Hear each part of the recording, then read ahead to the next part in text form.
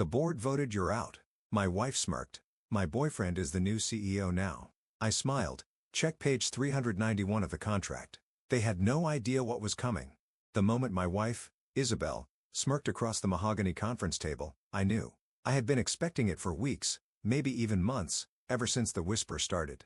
The stolen glances between board members, the sudden closed-door meetings that didn't concern me. My instincts had screamed at me to prepare for the inevitable, and yet watching it unfold, I still felt the gut punch of betrayal. The board voted, you're out.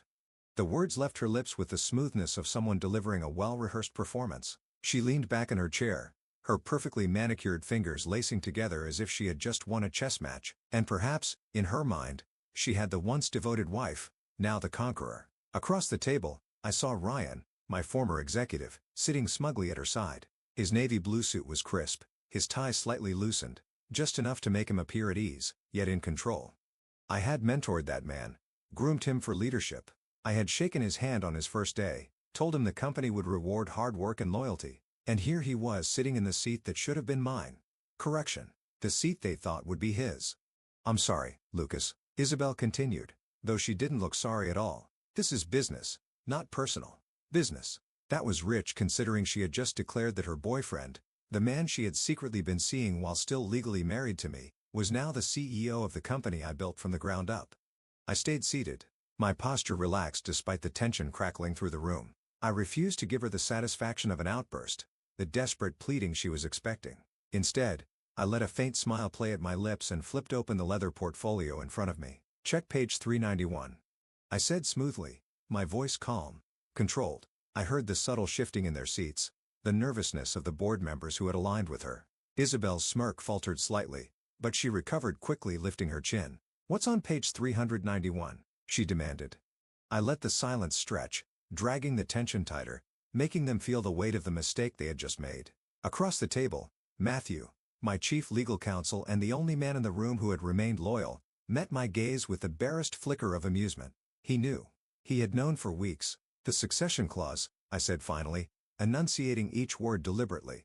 It requires any incoming CEO to have at least 10 years of executive leadership experience in a technology firm. I tilted my head slightly, feigning curiosity. Ryan, how long have you been in senior management? Ryan's confidence wavered. 3 years, he admitted, his voice quieter than before. I leaned back, steepling my fingers. Well, that's unfortunate. I watched as the realization sank in like water filling a sinking ship. This is just a technicality, Isabel snapped. The board has the power to amend the clause. Matthew cleared his throat. Actually, we can't. Her head snapped toward him. That clause was written into the company's founding documents. He continued, his tone almost casual. It would require a 100% shareholder vote to modify. My smile widened just slightly. As the majority shareholder, I said, I'm not voting for that change. Silence. Heavy, suffocating silence. Ryan shifted uncomfortably in his chair, suddenly looking less like a confident CEO and more like a man who just realized he had gambled everything and lost. Isabel, however, wasn't one to back down easily. We'll fight this, she said, jaw tightening. The board has already made its decision, and we can take this to court if we have to. I shrugged. You're welcome to try. But let me remind you, this clause isn't something I threw in at the last minute. It's ironclad. Her nails tapped against the table, her mind spinning, looking for an escape route. Ryan finally spoke, attempting to regain some ground. We can find a workaround, he said, forcing a chuckle. This doesn't change the fact that the board believes new leadership is necessary. I turned to the board members, the very same people I had personally hired, the ones who had once pledged their loyalty to me. New leadership, I echoed as if tasting the words. That's interesting considering I've doubled this company's valuation in the last 5 years. A few of them looked away. Guilty. Weak. You know, I continued, letting my gaze move deliberately across the room. I had my suspicions about certain meetings happening behind my back. So I did my own investigating. Ryan tensed. Isabel's lips pressed into a thin line. I have copies of every private email, text exchange, and financial proposal that led up to this little coup. I paused, then added, I also have a few rather interesting discrepancies in the company's expense reports. Matthew slid a folder across the table. Would you like to explain, I asked, tapping the cover, why over $300,000 was funneled through a private consulting firm that just so happens to be registered under your name, Ryan? Ryan went pale. Isabel's face darkened. She started, but I held up a hand. You see, I've been patient, I said. My voice lower now, more measured. I watched. I waited.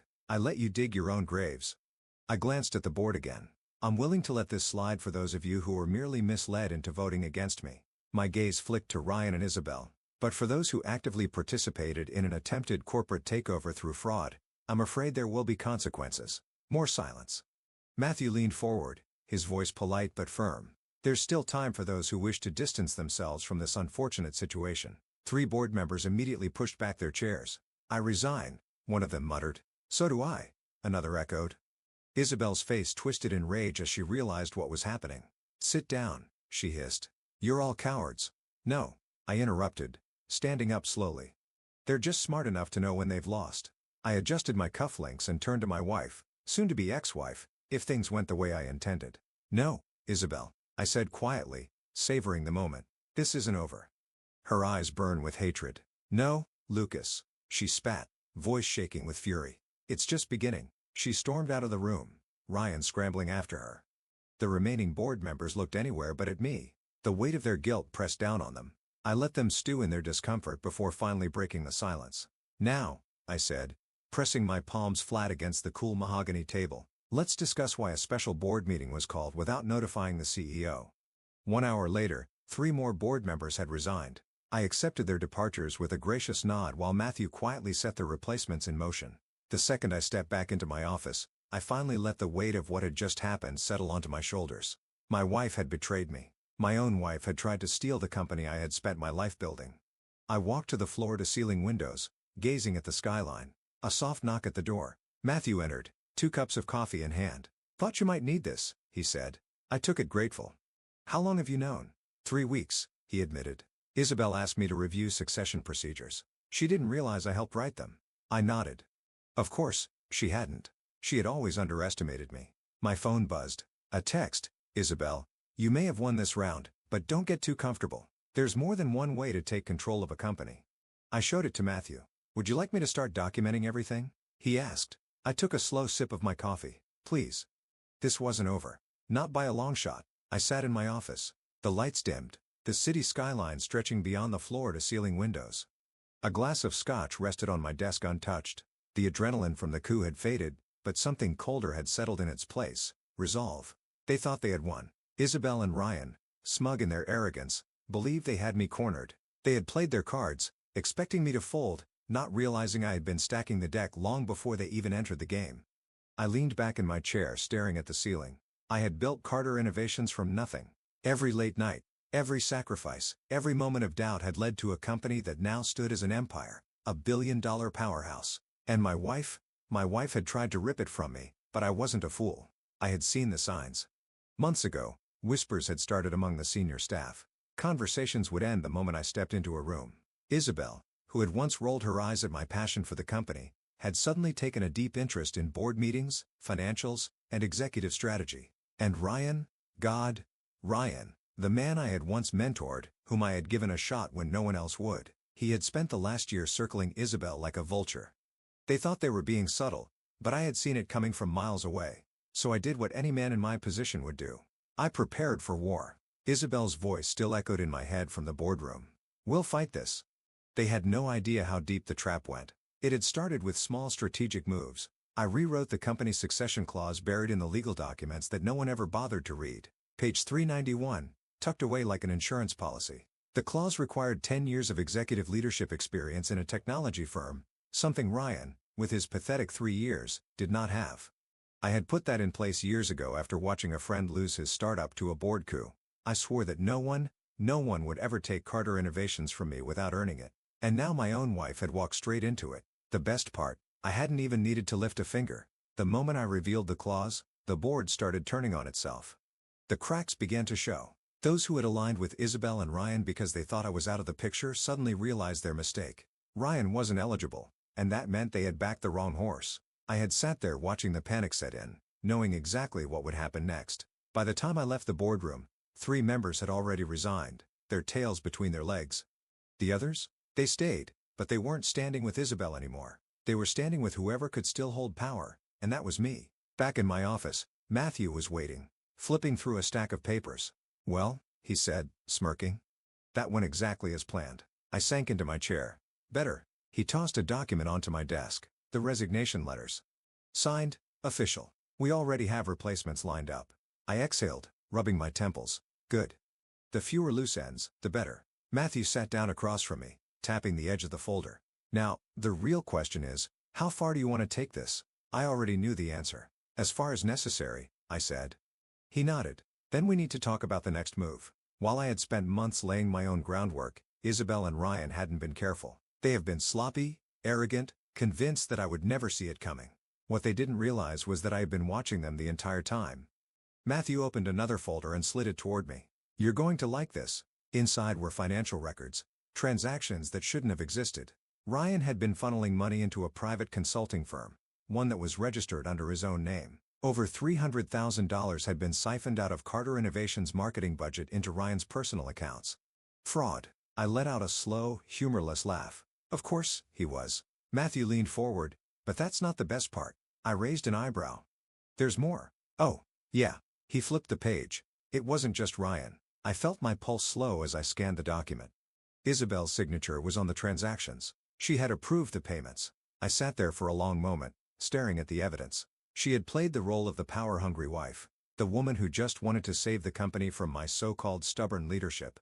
But in reality, she had been stealing from me the entire time. And that changed everything. I leaned back in my chair, staring at the skyline.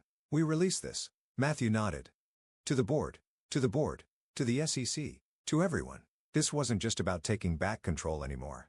This was about destroying them. Isabel and Ryan had tried to ruin me, to rip my legacy out from under me, and they had done it while committing financial fraud? No. They weren't walking away from this. I turned to Matthew. I want every department audited, every expense report, every transaction, every meeting they took without my approval. His smirk widened. Already on it. My phone buzzed. A text from Isabel. You may have won this round, but don't get too comfortable. There's more than one way to take control of a company. I exhaled slowly, then handed my phone to Matthew. Start documenting everything. His expression turned sharp. This is war then. I stood walking to the window. It was always war. I had spent my entire life building Carter Innovations. Now, I was going to tear them apart piece by piece, move by move. The best part? I didn't even need to lift a finger. They had already destroyed themselves. All I had to do was let it play out. As the city lights flickered below me, I realized something. This wasn't just about a corporate coup. This was personal, and I was about to end them both. I barely had time to let the weight of what had just happened settle before the next phase of this war began. The moment Isabel stormed out of the boardroom, her heels clicking against the polished floor, the rest of the board members sat in tense silence. Some looked anywhere but at me, guilt etched across their faces. Others shifted uncomfortably, suddenly realizing they had placed their bets on the wrong horse. I let them stew in it. Finally, I stood pressing my palms flat against the mahogany table. My voice was calm, deliberate. Now, I said, surveying them one by one, let's discuss why a special board meeting was called without notifying the CEO. A few cleared their throats, feigning surprise, but no one spoke. I exhaled slowly. No excuses, gentlemen. You all knew exactly what you were doing. A beat of silence. Then one of them, Gregory Tanner, the CFO, shifted forward in his chair. He had been on the fence from the start, I could tell. He was one of those spineless executives who moved wherever the tide took him. Lucas, he started, his voice laced with false diplomacy. There were concerns about I cut him off with a slight raise of my hand. About what, Gregory? My focus on R&D? My refusal to take the company public? His mouth opened and closed. He had nothing to say because they all knew the truth. Carter Innovations had never been stronger. We were growing, thriving, but I had refused to rush us into a reckless expansion that would dilute our brand. That was my real crime, being cautious instead of reckless. And Isabel had used it to turn the board against me. I walked around the table, my presence looming over them. I understand concerns. What I don't understand, I said, pausing behind Richard Gale, another board member who had sided with Isabel, is why no one brought them to me directly. No one spoke. I leaned down slightly, lowering my voice just enough to make them uneasy because this wasn't about company concerns, was it? This was about a power grab. Gil swallowed hard. I straightened and turned back to Matthew, my legal counsel, who had been sitting quietly through all of this. Have the resignation letters been prepared? I asked him. Matthew smiled slightly, opening a folder. They're right here. I slid them across the table. If you voted against me today, I said, you have two options: resign voluntarily or expect a thorough audit of your past financials. The threat was subtle but clear. Within minutes, 3 more board members resigned. The ones who remained, they knew they had no choice but to fall in line. By the time I stepped back into my office, Matthew was already making the necessary arrangements to replace the board members who had fled. I sank into my chair, finally allowing myself a moment to process. My own wife had tried to stage a coup against me. She hadn't just betrayed our marriage. She had betrayed everything I had built, and she had done it with another man sitting beside her thinking she could strip me of my life's work as if I was disposable. The sheer audacity of it made my hands tighten into fists. A knock on my door. Matthew stepped in holding 2 cups of coffee. "Thought you might need this," he said.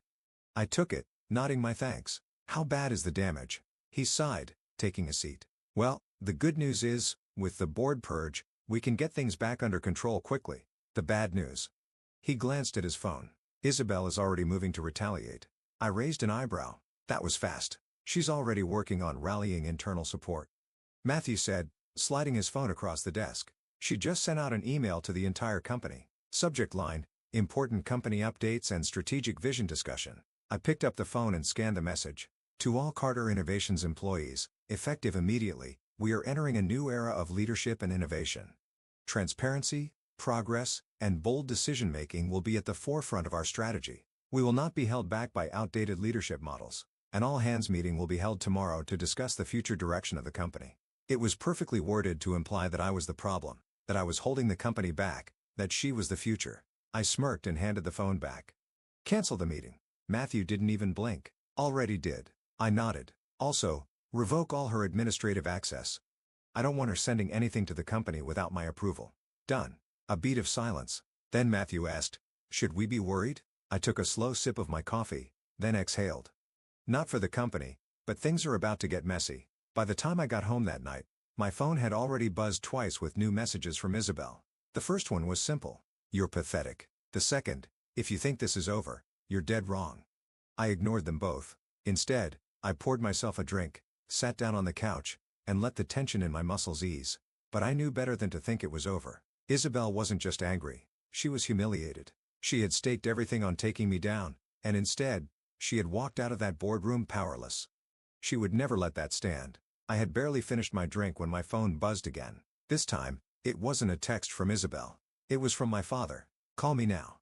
I let out a slow breath, already knowing what was coming. The family intervention. The second I stepped inside my parents' house later that night, I knew Isabel had gotten to them first. My mother was perched anxiously on the edge of the sofa. My father was pacing near the fireplace, his face unreadable. I barely had time to set my briefcase down before my mother stood, her voice tight. "Lucas," she began. "What is this about you blocking Isabel from advancing in the company?" I exhaled slowly, running a hand through my hair. That was an interesting way to describe what had happened. I turned to my father. "Let me guess. She told you I'm trying to stifle progress? That I'm afraid of change? She told us you blindsided her?" My father said, folding his arms, "that you manipulated the board to push her out." I let out a sharp, humorless laugh. "So she conveniently left out the part where she orchestrated a backroom deal to steal the company out from under me." My mother frowned. "Lucas, it's not that simple." I cut her off. "Actually, it is." I walked over to the fireplace, leaning against the mantel. "Isabel and her boyfriend, because let's not forget that detail, staged a coup.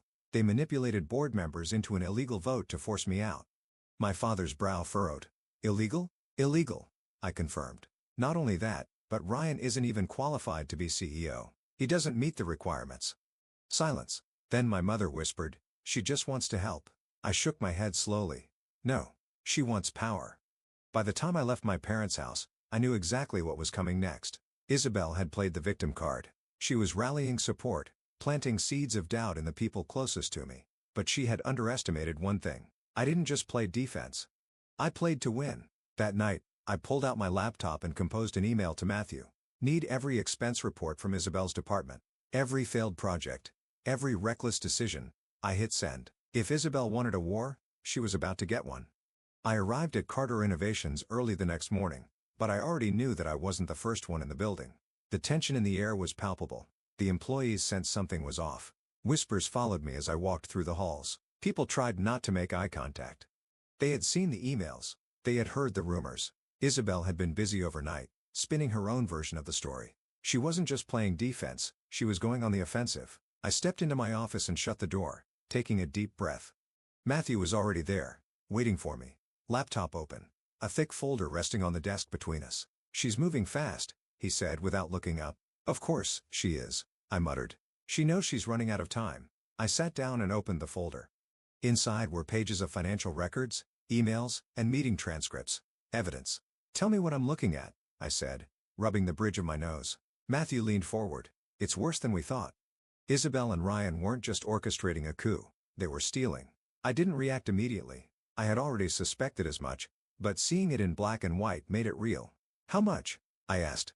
"Just over $300,000 in unauthorized transfers," he said. "All funneled through that consulting firm Ryan set up." I exhaled slowly, my fingers tapping against the desk. And Matthew hesitated. "There's more," he admitted. "Isabel had full knowledge of these transactions. She signed off on them." For the first time since this whole mess started, I felt something close to genuine shock. I had known she was ruthless, manipulative, calculating, but stealing from the company? She had taken it further than I had anticipated. "She really thought she'd get away with this," I said. Almost to myself. Matthew nodded grimly. "She wasn't thinking long-term. She was betting everything on a fast takeover. She needed Ryan in place before anyone could dig too deep." I closed the folder and leaned back in my chair, staring at the ceiling. I had been prepared for a corporate betrayal, but this was fraud. A sharp knock on the door broke my thoughts. Maria, my executive assistant, poked her head in. "Lucas, I think you need to see this." She handed me her tablet, the screen already open to an email. "From Isabel Carter to Carter Innovations, all employees. Subject, transparency and leadership moving forward." I didn't even need to read the whole thing to know what it was. She was doing damage control. She had crafted a careful narrative, painting me as a dictator unwilling to evolve. Someone who refused to listen to fresh ideas and had to be forcibly removed for the good of the company. It was masterful, really.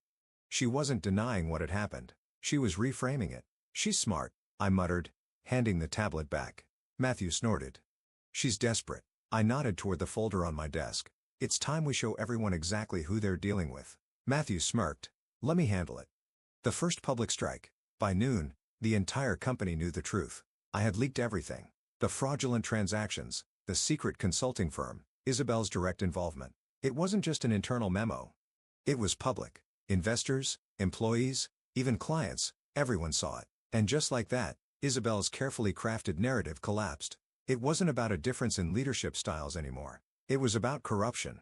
I should have expected that she wouldn't go down quietly. At exactly 3:47 p.m., security alerted me that Isabel was in the building. I sighed, standing up. "Of course, she is." Matthew cracked his knuckles. "Want me to handle it?" I shook my head. "No. Let's hear what she has to say." I left my office and found her waiting for me in the executive lounge. She looked different. The usual